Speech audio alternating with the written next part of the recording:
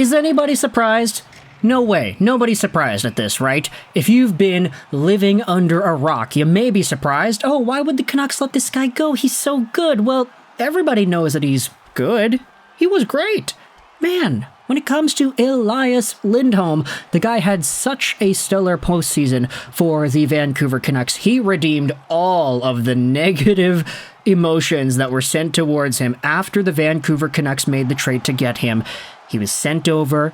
He played pretty okay in his first little stint. He played awesome in his first game. 2 goals, right? But then he completely trailed off. Turns out he was injured, and then Andrei Kuzmenko in Calgary started scoring a bunch of goals, and a lot of Canucks fans like me went out there and said that the team lost the trade, and it was a bad one, and they regret it, and like, okay, maybe the Canucks didn't regret it, but I did. As a fan watching this team, I was like, yeah, look at Kuzi, he's scoring goals now, and now he's looking great, playing alongside of Huberdeau and Kadri, but like, Elias Lindholm, the guy had a really tough go in the regular season with Vancouver.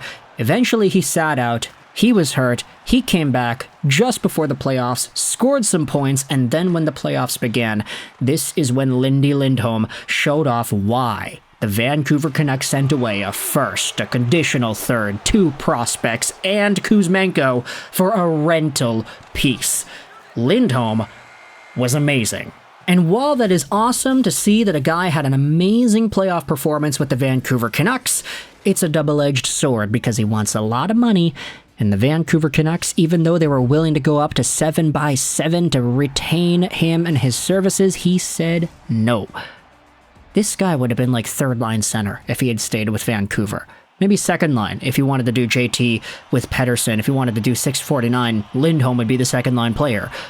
But no, he wanted a lot of money. The Canucks were willing to give $7 million to a guy who would essentially be number 3C, but he wanted more, which is understandable, but at the same time disappointing for Canucks fans who really fell in love with the way Lindholm was able to read the play, shut down opposing offenses, and score some clutch goals too in the 2024 Stanley Cup Playoffs. Now, we had ourselves Oilers Now with Bob Stouffer from earlier yesterday. There was an episode, or not really an episode, it's the entire show, right? But just on the Apple Podcasts, they divided into multiple things here. Ron McLean, listener calls and texts, Sportsnet color analyst Louis DeBrusque. It's a lot of episodic breaks in the show, but during the Elliotte Friedman portion of the June 20, 2024 episode of Oilers Now with Bob Stouffer 630 Ched, Friedman actually said on the podcast, okay, maybe not the podcast. It's a podcast now, but it was a radio show like yesterday. But Friedman said on the show that he's leaning Boston for Elias Lindholm. And that is not surprising.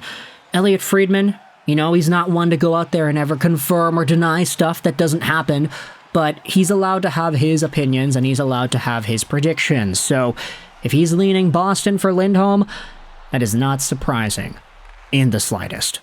We had made a few videos already talking about the idea of the Bruins going hard after Lindholm. They were one of the teams that was vying for his services back when he was a Calgary Flame. They wanted to make the trade. They got outbid by Vancouver. The Canucks got Lindholm, and then he had that stellar playoff run. But the Boston Bruins, with their second-round defeat at the hands of the Florida Panthers, they really wanted Lindy Lindholm for themselves too, and this isn't a new thing.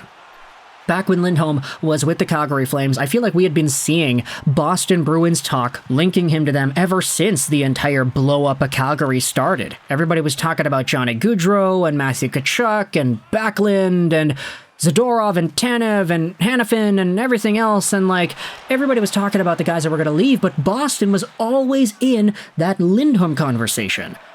And it wasn't surprising, right?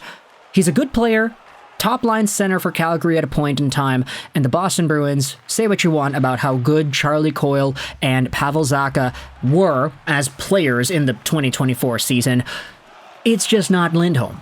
Lindholm is better than those guys, or at least he should be. So for the Boston Bruins to go as far as they did with the center core that they had, losing out on Bergeron and Krejci, I get it, you know, they choked it away last year against the Florida Panthers team that inevitably made it to the Stanley Cup Finals, and now they're losing again this year to the inevitable Cup champions, assuming the Oilers don't mount a comeback. But the Bruins, for all intents and purposes, have been great. So could you imagine how even greater they could be if they had themselves a top-line center like Lindholm? Not even saying that Lindholm is going to get back to 80-point form like he had been in a few seasons ago when both Tkachuk and Gaudreau got 100 points, but Lindholm playing with David Pastrnak, that sounds amazing. Lindholm playing with Marchand, that sounds amazing. I get it. He had played very well with Dakota Joshua and Connor Garland, but Dakota Joshua and Connor Garland are not Marchand or Pastrnak. You could say that the power play actually was good. Yeah, no, he played very well on the power play with Besser, Petey, Miller, Hughes. There were a few goals that he had scored that were very clutch, but either way, Elias Lindholm knows that his value on the market is probably a bit more than what the Vancouver Canucks would be willing to give him, not just in terms of the money, but in terms of the opportunity. You have a guy who is already in his late 20s. He wants a contract that will hopefully set him for the rest of his life. He's 29 years old, and this is a player that if he gets that opportunity in Boston, he'll be a number one center. Plain and simple. He's not beating out Pettersson or Miller in Vancouver, so when it comes to everything that he could want from a team, not just the higher dollar amount, but the higher playing time, the better opportunity, better line mates too, it makes so much sense for Lindholm to leave Vancouver and come over to Boston.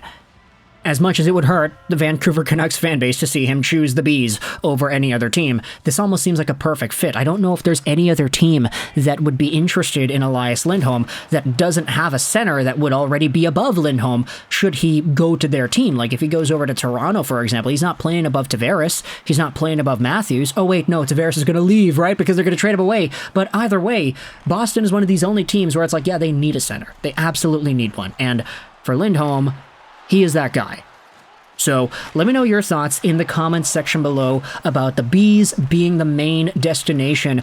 Reportedly by Elliotte Friedman, he's leaning Boston for Elias Lindholm, and what are your thoughts on that potential fit? I kind of ran through it here. This is like the third time we've made this kind of video. There were even the rumors about Lindholm getting traded to Boston from Vancouver right before the trade deadline in a 3-team swap with the Penguins, and the Canucks would have gotten Gensel or whatever. Like, imagine that, eh? That was a crazy idea. Who was it that said it? Was it Nick Kyprios? It was like Lindholm, DeBrusk, and Gensel all like swapping around. I don't know if it would have been like 1 for 1 for 1 or whatever, but like, talks got crazy. They definitely got crazy when it comes to Elias Lindholm potentially becoming a B Bruin. But either way, let me know your thoughts in the comment section below if you're a Canucks fan. What are your thoughts on the potential contract that Lindholm could get with Boston? If you're a Bees fan, what are your thoughts on that as well? Do you need a guy like this to be able to be competitive and maybe make the third round once again? You have some pretty good pieces, but Brad Marchand is getting older. Not everybody can stick around forever. Just gotta wait and see what happens here. Let me know your thoughts in the comment section below. If you're a Boston fan, a Vancouver fan, what are your opinions about Lindholm projectedly heading over to the Boston Bruins on July 1st? Do you think the Canucks could strike a trade? Do you think they should say, hey, Boston, you want first dibs on being able to sign this guy? Do you want the ability to get him for 8 years? How about you make a trade with us, give us your 4th round pick or whatever, and then you can take him off our hands? I feel like that's only the necessary thing to do, right? Especially if Lindholm wants to go to Boston. I don't know. Let me know your thoughts in the comment section below about the Lindholm-Boston Bruins conversation. I hope you enjoyed this video. And bye.